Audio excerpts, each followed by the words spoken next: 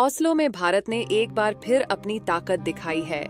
Nor shipping event में भारतीय कंपनियों ने दुनिया की बड़ी कंपनियों के साथ अरबों के शिप बिल्डिंग डील साइन किए हैं। केंद्रीय मंत्री सर्बानंद सोनोवाल के नेतृत्व में भारतीय डेलीगेशन ने कमाल कर दिखाया है।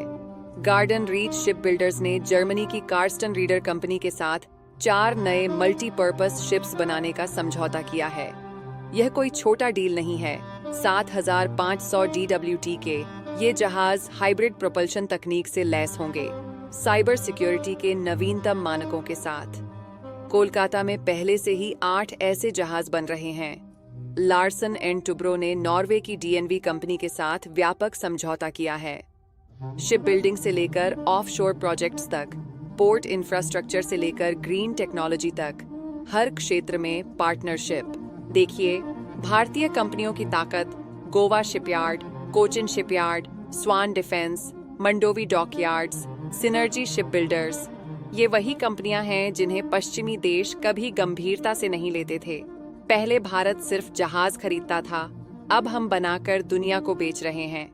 पहले हमें तकनीक के लिए दूसरों पर निर्भर रहना पड़ता था, अब हम हाइब्रिड प्रोपल्शन और साइबर सिक्योरिटी में अग्रणी हैं। UAE की एरीज मरीन जैसी कंपनियां भारत के साथ ऑफशोर प्लेटफॉर्म बनाने के लिए उत्सुक हैं। यह दिखाता है कि भारत अब सिर्फ मार्केट नहीं बल्कि टेक्नोलॉजी पार्टनर बन गया है।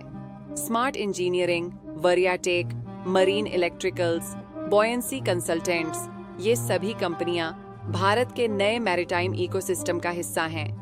MSME से लेकर बड़े कॉरपोरेशन तक सभी आगे बढ़ रहे हैं। पश्चिमी मीडिया जो भारत को सिर्फ सर्विस प्रोवाइडर बताती थी, वो अब हमारी मैन्युफैक्चरिंग कैपेबिलिटी देखकर परेशान है।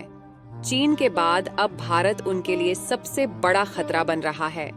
यह समझौते सिर्फ बिजनेस नहीं है, ये भारत की आत्मनिर्भरता की कहानी है।